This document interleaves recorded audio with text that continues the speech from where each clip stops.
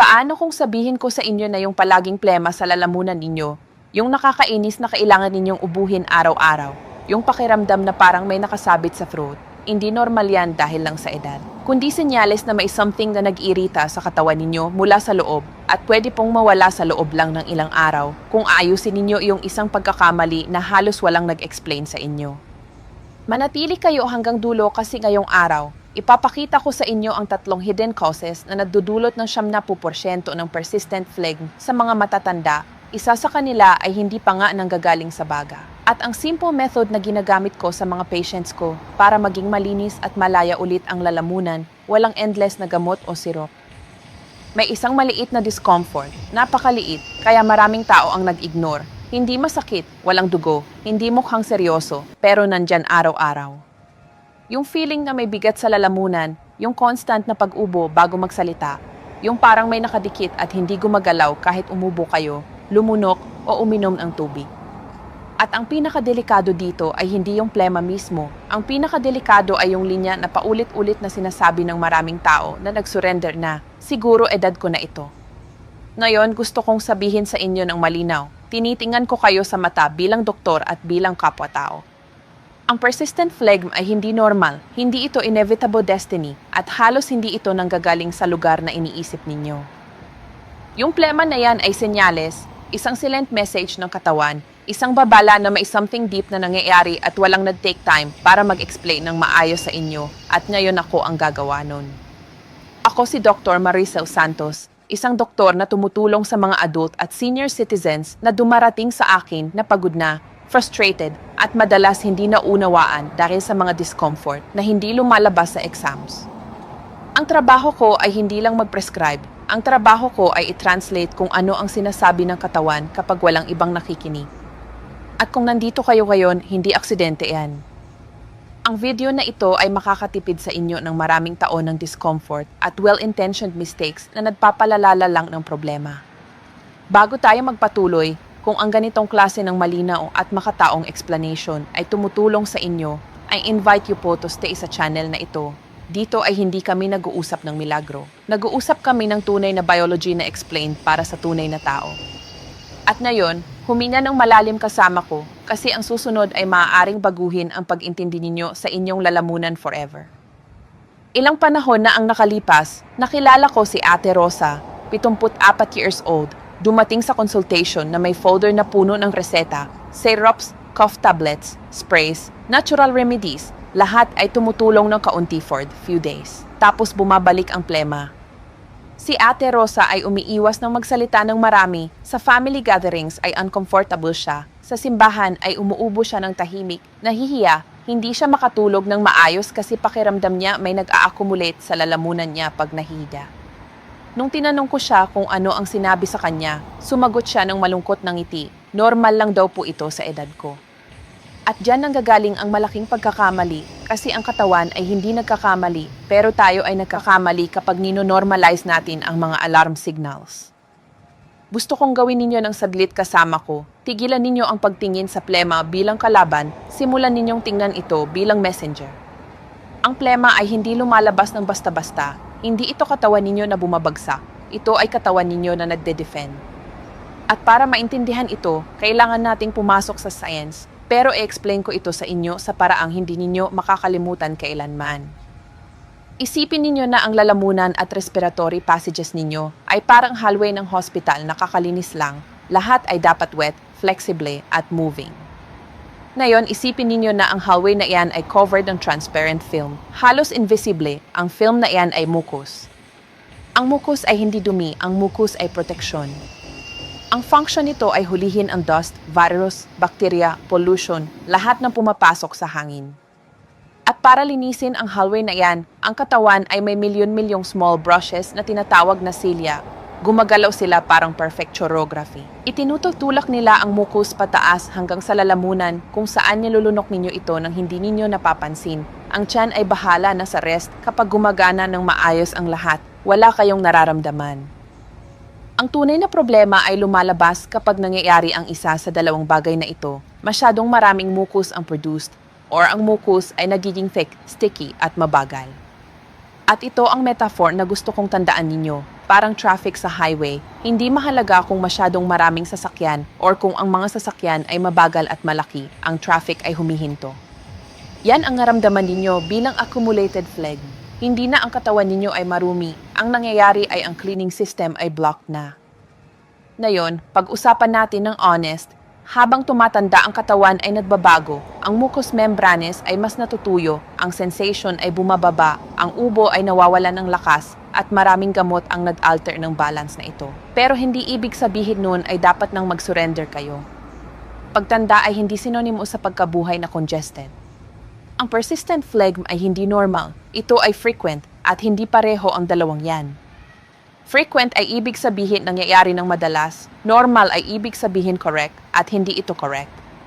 Dito nagkakamali ang karamihan ng mga tao, naniniwala sila na ang plema ay nanggagaling sa baga, na ito ay cold na hindi gumaling or something sa chest, pero sa consultation ko ay nakikita ko ito paulit-ulit. Ang tunay na cause ay nasa ibang lugar, isang lugar na halos walang nag-check, isang silent problem na walang sunog na pakiramdam o sakit, pero nag-irita ng walang tigil. Sa susunod na part, ipapakita ko sa inyo ang tunay na hidden causes ng persistent phlegm. Ilan sa kanila ay magugulat kayo, iba ay magsasabi kayo, ngayon naintindihan ko na. At kapag naintindihan ninyo ito, makakapagsimula na kayong mag-solve ng problema from the root. Ngayon, bigyan ninyo ng maraming attention kasi dito nangyayari ang pinaka-importanting twist ng buong topic na ito. Karamihan ng mga tao, at unfortunately maraming professionals din, hinahanap ang cause ng phlegm sa baga lang at syempre, kung may plema, iniisip nila bronchial tubes, chest infection. Pero pagkatapos ng more than 2 decades na nakikita ko itong problema na paulit-ulit, pwede ko bang sabihin sa inyo ng may absolute clinical certainty, sa karamihan ng senior citizens, ang plema ay hindi nanggagaling sa baga. Nanggagaling ito sa mas mataas at mas mababa at the same time. Hayaan ninyo akong mag-explain. Hidden cause number 1, ang silent enemy, ang reflux na hindi nasusunog pero nag-inflate. Kapag narinig ng mga tao ang salitang reflux, automatic na iniisip nila yung sunog sa chest, fire, acidity, pain. Pero may ibang klase ng reflux na mas traidor pa. Ako ay tumatawag dito na silent reflux, hindi nag-a-announce, hindi nasusunog, hindi masakit pero nag-irita araw-araw. Key metaphor, isipin ninyo na ang lalamunan ninyo ay parang napakanipis balat, parang yung sa loob ng bibig. Ngayon, isipin ninyo na bawat gabi na hindi ninyo nararamdaman, may umaahong acidic mist mula sa tiyan, hindi stream, hindi fire. Amoy lang, ang amoy na yan ay tumatama sa lalamunan, sa larynx, sa vocal cords. At ano ang ginagawa ng katawan kapag may patuloy na nag-irita, nagpoprotekta, at paano nagpoprotekta ang lalamunan? This producing more mucus, mas thick, mas sticky na mucus. Ang plemang nararamdaman ninyo ay hindi sakit, ito ay shield. Ang sintomas na halos walang nag-connect, dito yung trap, karamihan ng mga tao na may problem na ito ay walang acidity, ang meron sila ay constant throat clearing, raspy voice pagkagising, kailangan mag-clear ng throat bago magsalita, dry cough pag nahihiga, feeling na may nudo or foreign body, bad taste sa bibig sa umaga. Kung nakilala ninyo ang sarili ninyo sa maraming points na ito, hindi aksidente yan.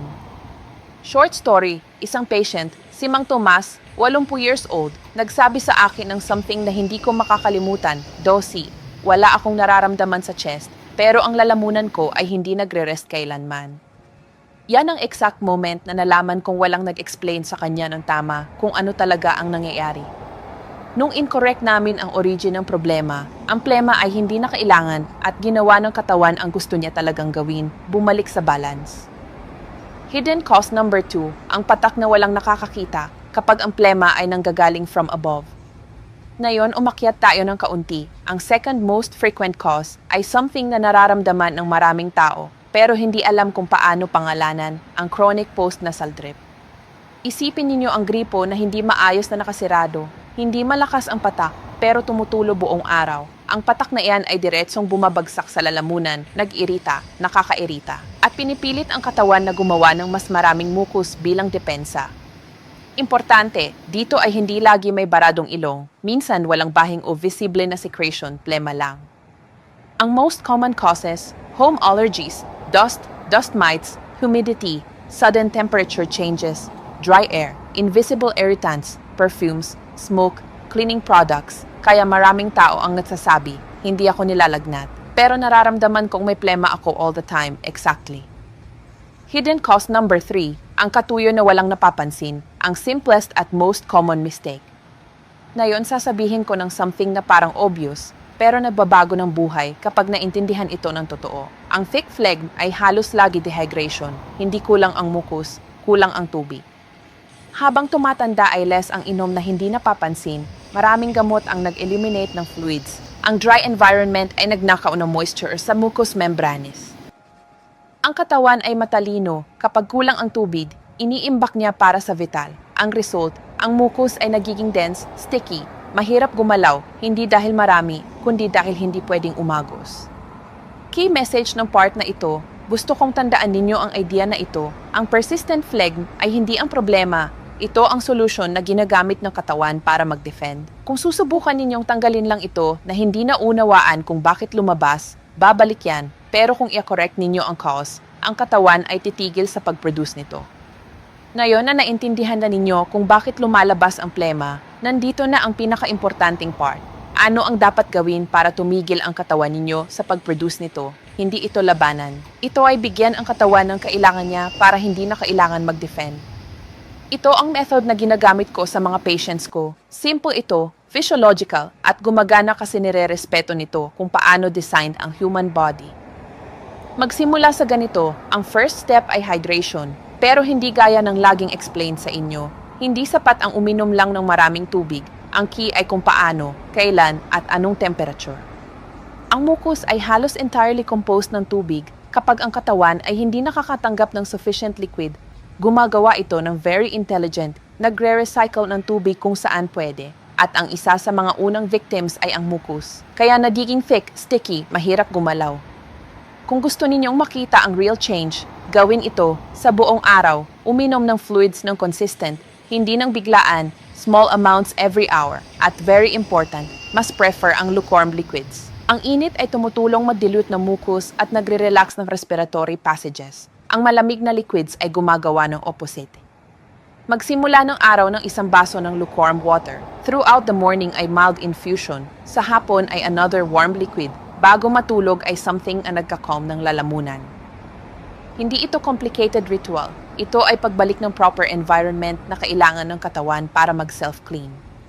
Maraming tao ang nakakaranas ng less phlegm in just a few days with this change alone. Ang second step ay ang hangin na iniinhale ninyo. Pwedeng uminom kayo ng all the liquid sa mundo, pero kung ang hangin ay tuyo, ang lalamunan ay patuloy na magde-defend.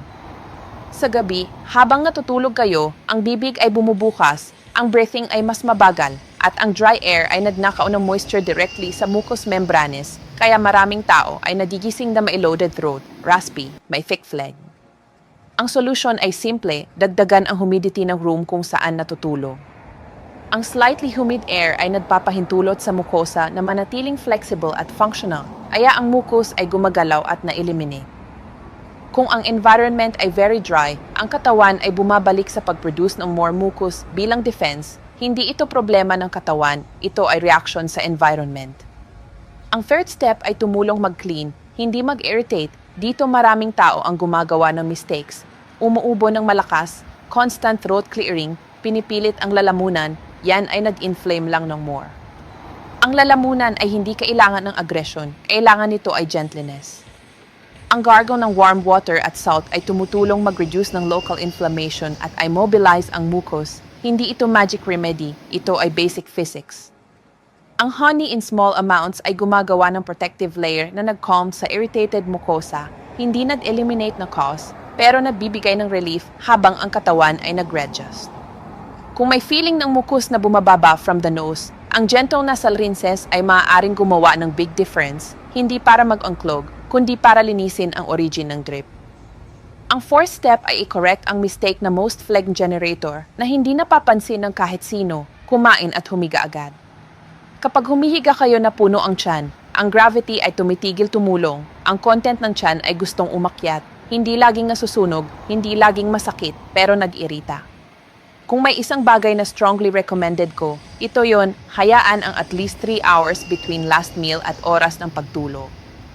Ang simple change na yan ay drastically nag-reduce ng nocturnal throat irritation. Ang pag-elevate ng kaunti ng headboard ng bed ay tumutulong din, hindi extra pillows, i-elevate ang buong upper body. Ang gravity ay powerful ally kapag ginamit ng tama. Ngayon, gusto kong i-warn kayo ng something important. May common mistakes na nagpapalala ng phlegm na hindi alam ng tao. Isa dito ay mag-abuse ng antihistamine na walang clear indication, nagpapatuyo ng mucous membranes at nag-thicken ng mucus. Isa pa ay gumamit ng nasal sprays ng prolonged, nag-relieve sa simula, pero gumagawa ng dependence at more congestion after. At ang very frequent, constant throat clearing, bawat clearing ay small hit sa vocal cords, yan ay nag-perpetuate ng irritation. Kung naramdaman ninyo ang pangangailangan, lunukin ninyo ng dahan-dahan ang saliva or uminom ng small sip ng warm liquid.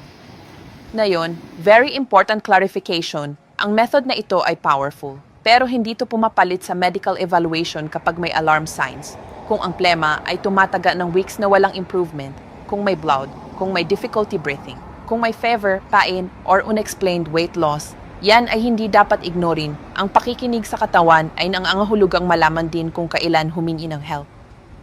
At ngayon, gusto kong iwanan kayo ng final message na ito. Ang persistent phlegm ay hindi punishment, hindi edad, hindi weakness. Ito ay ang katawan na sumusubok magprotekta ng area na feeling attack. Kapag naintindihan ninyo ang mensahe at incorrect ang environment, ang katawan ay tumitigil sumigaw at ang lalamunan ay dahan-dahang bumabalik sa silence. I-apply kahit isa lang sa mga changes na ito. From today ay nandito na kayo sa correct path. Step by step, with patience, with respect sa katawan ninyo. Yan ang tunay na treatment. Gusto kong makaalis kayo dito ng very clear bago matapos. Ang katawan ninyo ay hindi bumabagsak, ang katawan ninyo ay nagsasalita. Ang persistent phlegm ay hindi lumalabas para istorbohin kayo. Lumalabas ito kasi may something na nag-irita ng constant at silent. For years, maraming tao ang natutong mabuhay kasama ang discomfort na yan. Nasasanay silang mag-clear ng throat, magsalita ng mainat, umiwas sa certain moments dahil sa hiya o discomfort. Pero ang pagsasanay ay hindi katulad ng pagiging okay. Nakita ko ng maraming beses na kapag may naintindihan kung ano talaga ang nangyayari, ang anxiety ay bumababa kahit bago pa mawala ang plema kasi tumitigil silang maramdaman na helpless, tumitigil silang mag-isip na ganito na talaga. At nakakabalik sila ng something very important, control. Hindi ninyo kailangan gawin ang perfect lahat. Hindi ninyo kailangan baguhin ang buhay ninyo overnight. Minsan, ang change ay nagsisimula sa something as simple as uminom ng kaunti pang warm liquid or tumigil sa late eating or matulog na slightly inclined ang body or tumigil sa paglaban sa lalamunan at magsimulang alagaan ito. Ang katawan ay mabilis sumagot kapag binigyan ng proper environment. At kung minsan may doubt kayo, tandaan ito, every symptom ay may sense, every reaction ay may reason. At halos palagi kapag nakikinig tayo ng maayos, ang katawan ay nagpapakita ng way. Huwag mag-surrender, huwag manahimik, huwag i-normalize ang pwedeng gawing better. Ang lalamunan ninyo ay hindi dapat mabuhay sa constant tension. Ang voice ninyo ay hindi dapat magsimula ng pagod every morning. Ang breathing ninyo ay hindi dapat heavy feeling. Sa any age, ang katawan ay nag-retain ng incredible capacity na mag-recover kapag nire-respeto. Magsimula ang iyong araw with calm, with intention, at hayaan ang katawan ninyo gumawa ng always alam niyang gawin, bumalik sa balance. Mag-ingat, makinig sa sarili, at tandaan na ang pag-intindi sa katawan ninyo ay first step para gumaling ito.